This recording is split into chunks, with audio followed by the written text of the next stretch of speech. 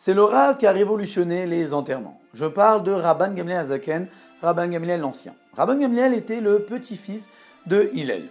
On l'appelle Rabban Gamliel Hazaken l'Ancien puisque son petit-fils aussi à Rabban Gamliel s'appelait Rabban Gamliel, donc c'est pour faire la différence.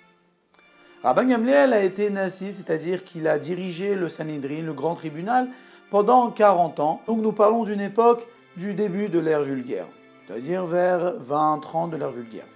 Nous citons presque tous Rabban Gamliel lors du soir de la Haggadah, puisque c'est Rabban Gamliel qui nous a enseigné que celui qui ne dit pas ces trois choses-là, Pesach, Matzah ou Maror, n'est pas quitte de la mitzvah du soir de Pesach.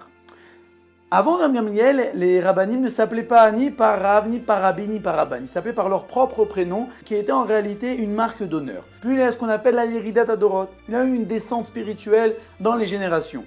Si bien que, à partir de Rabban Gamliel, nous appelons les Chachamim Rabban.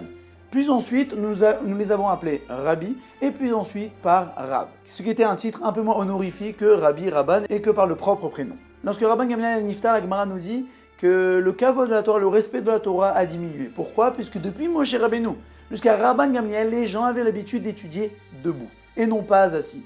Mais lorsque Rabban Gamliel est Niftar, les gens n'avaient plus la force de pouvoir étudier, si bien qu'ils devaient rester assis pour étudier, ce qui diminuait le respect de la Torah, puisque le fait de se lever est une marque de respect.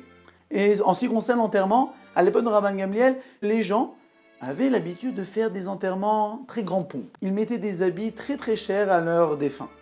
Si bien que les gens pauvres avaient tellement honte d'enterrer leurs morts qu'ils balançaient leurs morts dans les routes en espérant qu'une autre personne allait les enterrer, puisqu'ils ne voulaient pas faire un enterrement assez bidon.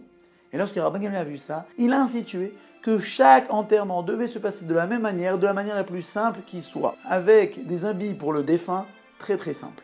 Étant donné qu'il a relevé le respect des morts, les Chachamim ont institué lors du repas des endeuillés un verre spécialement pour Rabban Gamliel. Rabban Gamliel Hazaken, Rabban Gamliel l'Ancien, est Niftar 20 ans avant la destruction du temple.